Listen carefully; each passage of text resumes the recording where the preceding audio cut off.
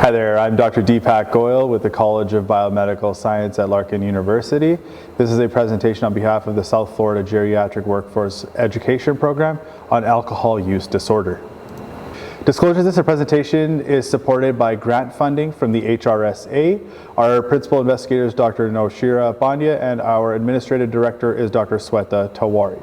Learning objectives: the objectives are that we're going to define substance abuse, understand alcohol use disorder, understand the epidemiology in the population, learn about the screening tests, learn how to identify alcohol use disorder, learn how to manage alcohol use disorder, learn how to manage withdrawal, learn how to treat your patients, and learn what resources are available. What is substance use disorder / addiction? As you can see here, you have three definitions. One is presented as Merriam-Webster, the second by ASAM, and the third by the APA. And for our purposes, I'm going to go over the APA one. Substance use disorder is a complex condition in which there is uncontrolled use of a substance despite harmful consequence. Alcohol use disorder diagnostic criteria per the DSM-5. So you have all the different criteria here. For this presentation, I will not be discussing every single point on this slide.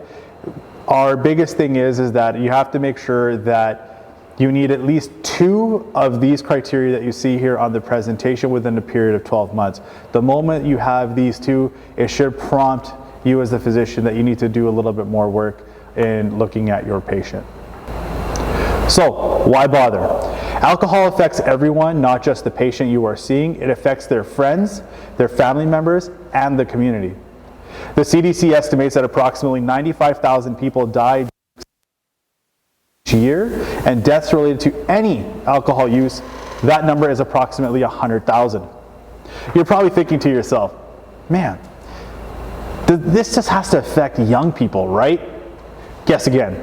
An interactive tool designed by the CDC can help you actually sift through the data that they have. And I found this was extremely useful and very shocking to see, as you'll see soon. What's a healthy amount of alcohol for men less than the age of 65? No more than 4 drinks a day with a max of 14 drinks a week. Women less than the age of 65 and men over the age of 65, no more than 3 drinks a day with a max of 7 per week. Those who have health-related issues, the amounts of alcohol is even less, if not 0. How bad is it? As you can see, I have charts here for you which shows the annual deaths due to any alcohol and annual deaths due to excessive alcohol. For our purposes, the numbers that you need to look at are the age 65 category on both sides. And you can see that it's a lot larger than you're probably thinking. And if you look at actually from ages 50 all the way through 65 plus, it's almost 2/3 of the pie chart. Now a closer look side by side at the table, you can see for total all cause of death from any amounts of alcohol, and especially in the 65 plus, you're looking at over 30,000 people. Whereas if you look from deaths from specifically excessive alcohol, and just those that are 65 and over, you're looking at close to 25,000 people.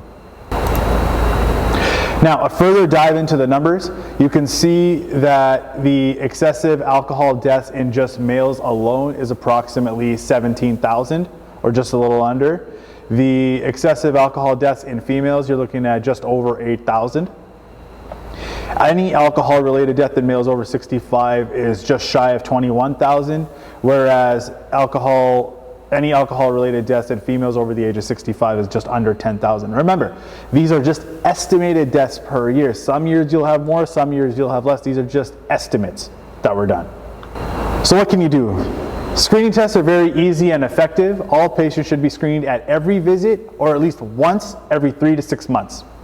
You're probably thinking, well, there's so many tools to use, so what do I use? Well, that's a good question. So, for simplicity, if you look on my slide here, there are multiple screening tools and you can just click this link and you will be able to access them. Screening guide specifically for drug use in a general medical setting is found on the next link. And I highly encourage you to visit all of them so you can be familiar with it. Ask, advise, assess, assist, and arrange, also known as the 5 A's. Asking, screening the patient for the potential problem. That's the first step. Your second step, advise. Direct personal advice to the patient to make a change if it's needed. Third, assess. How willing is the patient to make a change based on the information that's given to them? This is going to be the part that you're going to have probably the most struggle with realistically as a clinician, but this is going to be the most important part that you do, is you have to assess this, make that judgment call. Next, you want to assist your patient, help the patient make the change. Then, arrange. Setting up further assessments, treatments, and follow-up appointments is really all you need to know there. That's really all you got to do. All of this counts for something called the SBIRT, also known as the Screening, Brief, Intervention, and Referral to Treatment. The methods, questions, and further reading are specifically found about the 5 A's can be found here at this link. Now, some of us clinicians are like, hey, do we get paid for this? The answer is yes. Are there reimbursements? Yeah, of course there are. So if you look on this slide here, you'll see that there's a reimbursement for SBIRT, and you can see based on if you have commercial insurance, Medicare or Medicaid, you'll see the CPT codes, the description, and approximately what the fee schedule is. This is current as of April 2020. Single best question to ask is what you're thinking, because I don't have time to go through every single tool. Well, how many times in the past year have you had X number of drinks or more per day? Where X equals 5 for men and 4 for women. This question was found by Boston University to have 82% sensitivity and 79% specificity to help detect unhealthy alcohol use. Next, CAGE questionnaire. I'm sure we were all, so I have it here. Our biggest parts are I'm not going to go through all of it, but remember, C for cut, A for annoyed, G is for guilty, and E is called our eye opener, which is just to have a drink in the morning. The reason why we have the CAGE questionnaire is our best one that we used inpatient and outpatient. The item responses on the CAGE questionnaire are scored 0 to 1. And of course, if you have a score 2 or greater, you got to do a little bit more work into assessing this particular patient. That's the whole point of the CAGE questionnaire. 16, alcohol cessation. This is always the goal, is to get the patient off alcohol, right? However, just be careful that quitting cold turkey could be dangerous to your patient depending on how long that they have been on. Because this is why assessing the patient is extremely important. Because you got to figure out how much they're drinking. You got to figure out what they're drinking. Are we drinking just, are we drinking wine? Are we drinking beer? Are we drinking liquors? Or are you drinking moonshine? You got to do a full thorough history when you're talking to your patient and finding out this information. When are they drinking it? Any comorbid conditions that they also have will also affect this. And lastly, medications that they are also taking, as this can impact your treatment. All of these in summation are for you to know before we start to get them completely off of alcohol or before we even get them into a program. Alcohol withdrawal can be very dangerous and sometimes even fatal. Uncomplicated withdrawal is defined as the onset is within several hours of the last drink. Some symptoms that you're going to see with your patients are going to have hypertension, diaphoresis, anxiety, nausea, and insomnia. Alcohol hallucinosis is another symptom that you can have with alcohol withdrawal. This onset's typically 2 days after the last drink, or it can happen if there was a decrease in consumption. This is why it's really important to know how much and when, because this is what can occur. Symptoms that you're going to find hallucinations that can continue after withdrawal symptoms. Finally, delirium tremens. This can occur 1 week, but usually it's after about 24 to 72 hours since the last drink is really what's going to be most often. So again, onset for delirium tremens 1 week after, but typically 24 to 72 hours of the last drink. Symptoms: disorientation, fever, agitation, tremor, delusions, seizures, memory deficits, visual and tactile hallucinations, and autonomic instability. Assessment of alcohol withdrawal. Now, this is a little tricky because multiple methods do exist that you can use to assess your patient for alcohol withdrawal. Many hospitals and organizations sometimes have their own charts that they've created. Follow those. As far as what the literature shows, there's two here. One's called the PAUSE and the CWA. They're the most recommended ones within the literature. PAUSE is simply the prediction of alcohol withdrawal severity scale, whereas the CWA is called the Clinical Institute Withdrawal Assessment for Alcohol. And both of those links can be found within the PowerPoint. While I was doing this research for assessments, I also found that there was another one. It's a third scale that you can also use. It's called the OAWS, also known as the Objective Alcohol Withdrawal Scale. The OAWS is faster to use and relies more on physical exam findings. What physical exam findings? Well, heart rate, blood pressure, tremors. Do they have diaphoresis or not? And are they agitated? Now, the OAWS is not as established as the other ones, but that's why I want to keep this in mind to all of you, is that this is another approach. Which one you choose is really going to be up to you, or depending on what institution you work for, they might have a certain scale, but at the end, you have to choose kind of one thing and stick with it. Again, remember, this is just a guide, right? All the scales described are just meant to help guide, prevent severe withdrawal, and to help show the clinician who's going to need a higher level of care. Examples of how to manage or treat withdrawal. So you'll see I have this divided into 3 different columns. You can have one that doesn't require medication, symptom-based, or a fixed schedule. Now, those that don't need medication, typically what you're going to do is you're going to do the CWA, and you're going to do that every 4 to 8 hours until the score is lower than 8 to 10 points for 24 hours. And of course, perform additional assessments as needed. Symptom-based.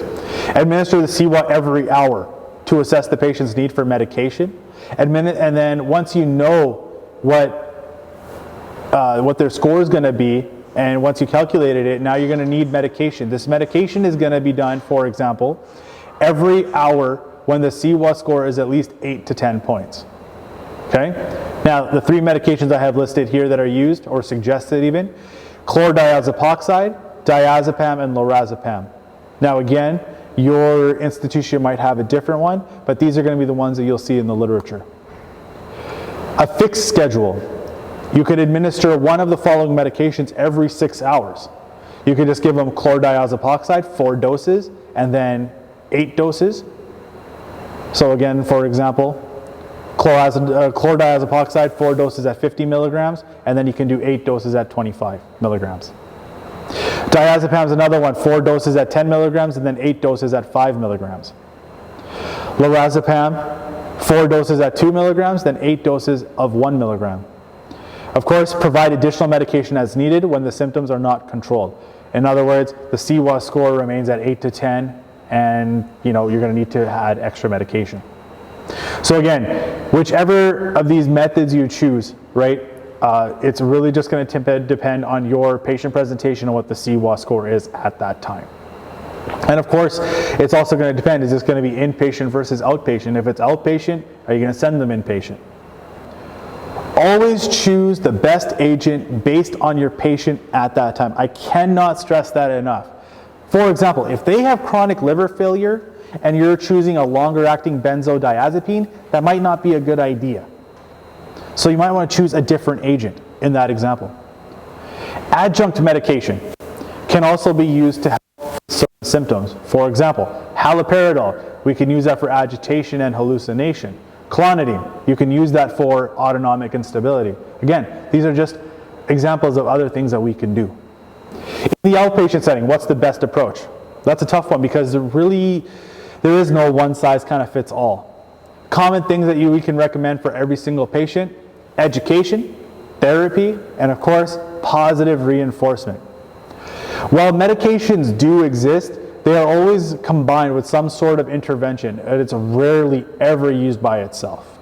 Medications that can be used for your patients.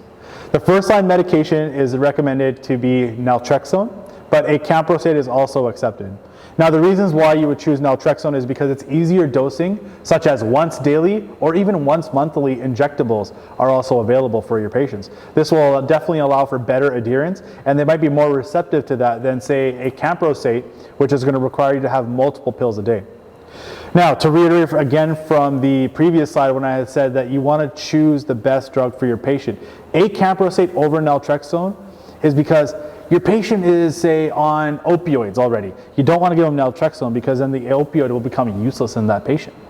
Or the patient has severe liver disease. Naltrexone, if we recall, is metabolized specifically by the liver, whereas acamprosate is actually renally cleared. Another reason to choose acamprosate is they've already tried naltrexone and didn't work, so they failed it. Now, the opposite, when to avoid acamprosate. If you recall, I just did mention that acamprosate is cleared renally, so therefore chronic kidney disease would be a huge reason why to avoid acamprosate in the patient. And of course, if they've already tried it and didn't work, don't try it again. Second and third line medications do exist, and they are disulfiram or topiramate. In practice, some physicians have used antidepressants and or antipsychotic medications to help their patients. Most of these patients have some other comorbid conditions such as anxiety, depression, schizophrenia, so it definitely makes sense that you're going to try using an antidepressant and or an antipsychotic. While combinations of medications are used in patients who do not respond, they're generally not recommended. A randomized controlled trial by Fair and CK did not show enough evidence of using naltrexone and sertraline, for example, over just naltrexone alone. This here is directly from Up to Date. This is the algorithm approach. I won't go through all of this, but you'll see that when you have a newly diagnosed patient with alcohol use disorder, first thing we do is evaluate and treat for withdrawal if it's present. And then from there, we'll make our choices between mild versus moderate to severe. And then you'll just follow this pattern is another way that you can treat your patient. And you can see when I was talking about your other line drugs, you'll see them down here as disulfiram and topiramate. Bottom line, patient will need multidisciplinary approach in most cases, in addition to medication support. If we recall from the previous slide, there is a point you'll see that, do you use psychosocial intervention? That's what we call psychotherapy. Another one, we're all familiar with it. We've heard it. We've seen the ads for it. Alcoholics Anonymous. Inpatient rehab facilities also exist. This is going to be for your patient that just can't seem to do it by themselves. They really need this 24-hour round the clock, so you might want to consider sending them to a inpatient rehab facility. Of course, always that social services, caseworker, or family therapist as well too, because they can help also assess for psychosocial stressors that may be leading to the relapses. Frequent therapy with the help of family members will also aid the patient. You want to try to get everybody involved. Now, everybody knows a habit is hard to break, but you'll say, "Doc, I tried, but I just keep, falling off the wagon." Breathe. It's okay. Why? Relapse is expected. We expect relapse. We don't expect you to kick alcohol use disorder in one day. We don't expect you to kick nicotine, for example, another one, in one day. Relapse is going to be expected. Now, when it does occur, encourage your patient for each day that they were sober, and that the next time, the length will only continue. So if they were sober for only 2 months, congratulate them on that. That's 2 months. The next time will be a year, then 2 years, and then a decade goes by. That's the aim. Slide 27, you'll see that these are just resources that I had presented throughout the whole presentation for you. I have them all here on just nice one slide. Feel free to go through each and every one, and hopefully one of these or maybe some of these will be very good use for you. And actually, you can even look at this also to help your patient as well too, to give them information as well. That's the end of my presentation. I hope you enjoyed. Thank you very much for listening.